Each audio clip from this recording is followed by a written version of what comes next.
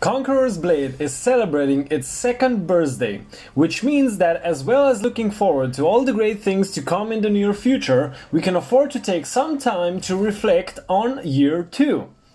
We don't need to remind everyone that it's been a difficult period in the real world, but it's been heartening for everyone at my.games and Booming Tech to see the community grow and thrive in Conqueror's Blade. In return for your unswerving loyalty, we have a whole host of boosts, events and sales in play until June 23rd. Before we get to detailing those, here's a video dedicated to your efforts over the past few seasons. Thank you for playing Conqueror's Blade. Alone fights the Old Father with raging heart. Fiends and freedmen, knights and kings, arise and face this gloom.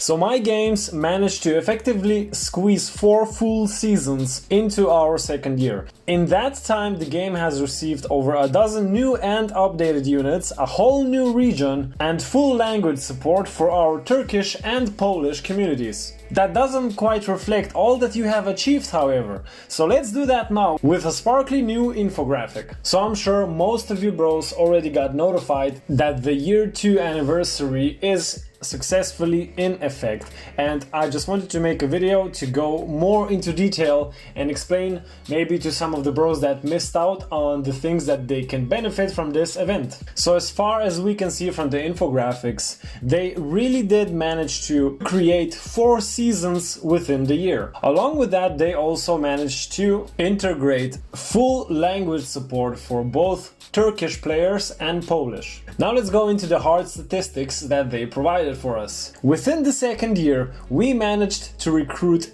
8 million units, the equivalent of 1600 Imperial Roman legions. Together, we have all accumulated 4,100 years of playtime, which is 59 times longer than Queen Elizabeth's II reign. We fought over 13 million battles, which is 300,000 times as many battles as Napoleon fought. We leveled up 56 million times, enough to jump from officer cadet to field marshal on the British Empire 5.1 million times. Now this is a particularly interesting infographic that I wanted to discuss with you bros, which shows that 14% of players, including new players and veteran players, are playing Longsword and Shield. Now I have already reviewed this class, and I do also personally think that it is one of the best classes to play if you're new or if you're a veteran.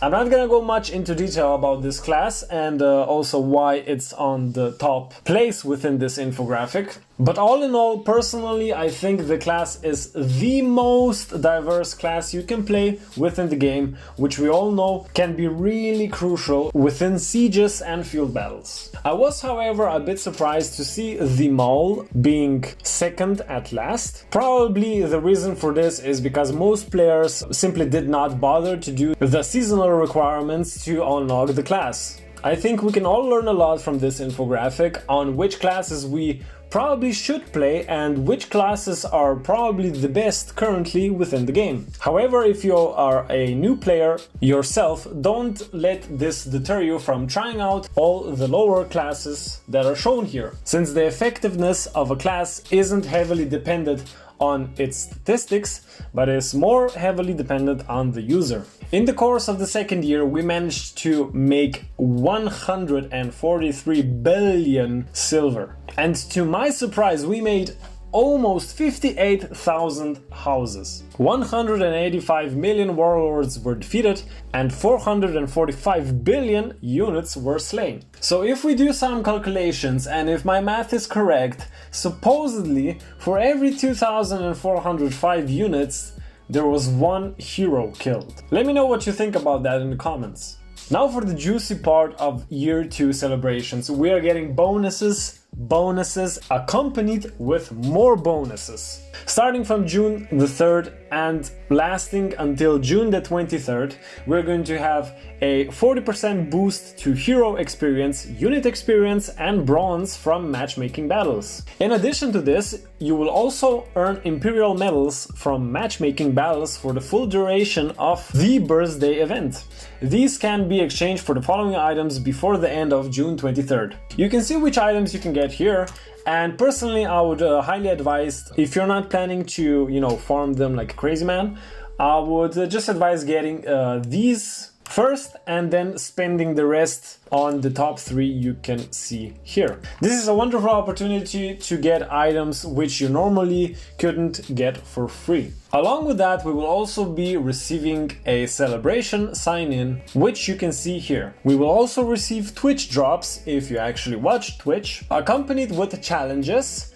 Challenges I personally think are really going to be worth it, since you can get a lot of useful things which you again normally couldn't for free. I personally really like the Skorgomer attire that they are showcasing, and I am definitely going to try to get it. Aside from challenges, they're also having a huge sale and spending marathon, which, to be honest with you guys, kinda hurts because I just bought premium time and I could have gotten it for 40% cheaper if I would have just waited. Here is a list on all the discounts they're going to be offering within this period. Honestly, this is one of the best times. If you want to spend money on Conqueror's Blade, do it now. Along with that, they're also bringing back Minotaur bundles, which you can see here. Honestly, my games are being very generous for their anniversary, even gifting us a free banner featuring Viking lore and a free anniversary gift, which you can claim on their store.